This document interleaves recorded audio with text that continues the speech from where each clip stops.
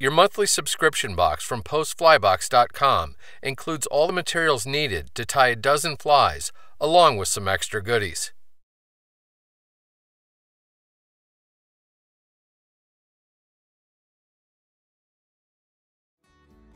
The Midnight Prince is a variation on a traditional prince. Like the original, it's an exceptional attractor pattern, no matter where it's fished. Start by inserting the point of one of the hooks into the small hole on one of the beads. You can then get the assembly firmly secured in the jaws of your tying vise. Solder wire not only adds weight to the fly, but helps to stabilize the bead and enhance the taper of the fly's body. While holding the bitter end in the fingertips of your left hand, start taking touching wraps with the wire up the hook shank toward the bead. 8 to 10 are usually plenty. Helicopter the wire to break it off close. A small amount of superglue applied between the wire wraps and the bead will lock the wraps in place once they've been slid forward up into the back opening of the bead. The adhesive also allows you to tuck in the tail end of the wire without all the wraps simply spinning around the hook shank. Next, load a bobbin with a spool of red uni-thread. Get the thread started on the hook shank behind the wire wraps, and after taking a dozen or so turns, snip the excess tag end off close. Continue taking thread wraps over top of the wire wraps to lock them down even further. Keep wrapping rearward until your thread hangs at about the hook point. Snip a 6-inch length of red wire free from the coil. This is enough to make numerous flies. Butt one end of the wire against the solder wire and begin securing it to the underside of the hook shank. Continue doing this well down into the hook bend. Keeping the wire on the underside of the hook will really help with the next tying step. Pick up one of the segments of black stripped goose biots and snip 2 of them free. Get the biots oriented so their tips are even but splay outward like so. Measure to form a tail about a hook gap in length, then place the biots on either side of the hook. Start taking thread wraps to secure them.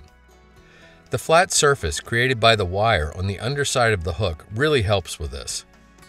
Continue taking thread wraps up the shank to make sure the biots are bound down well. Use your tying scissors to carefully snip the excess butt ends off close. Advance your tying thread up the hook shank to just behind the wire wraps. Pull a small clump of black dubbing free from the packet and use it to create a slender 3-inch long noodle on your tying thread. As is most often the case with dubbing, less is more. Once you have a nice noodle established, start taking wraps with it so the dubbing begins right at the base of the tail. Continue taking touching wraps forward to build up the body of the fly.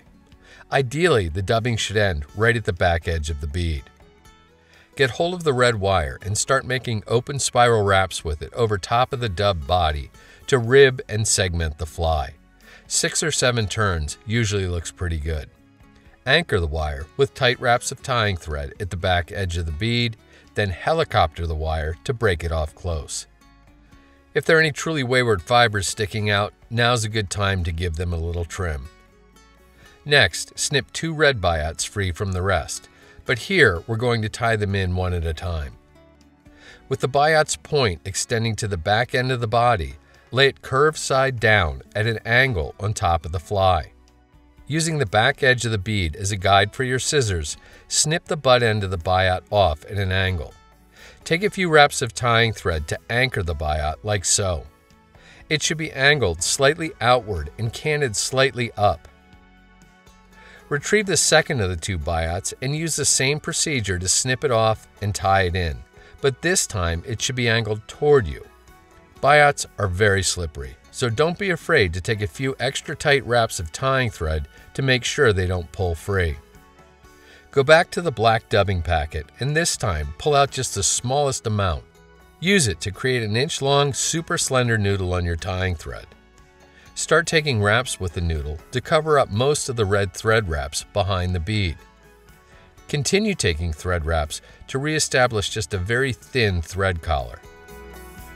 Reach for your whip finish tool and use it to do a 5 or 6 turn back to front whip finish, then seat the knot well and snip your tying thread free. Thread collars like this come unraveled easily, even with a proper whip finish, so it's a good idea to apply a drop of head cement to them. Once the adhesive sinks in and dries, there's no way the wraps are going to come unraveled. And that's the Midnight Prince. It's one of those flies you never seem to have enough of.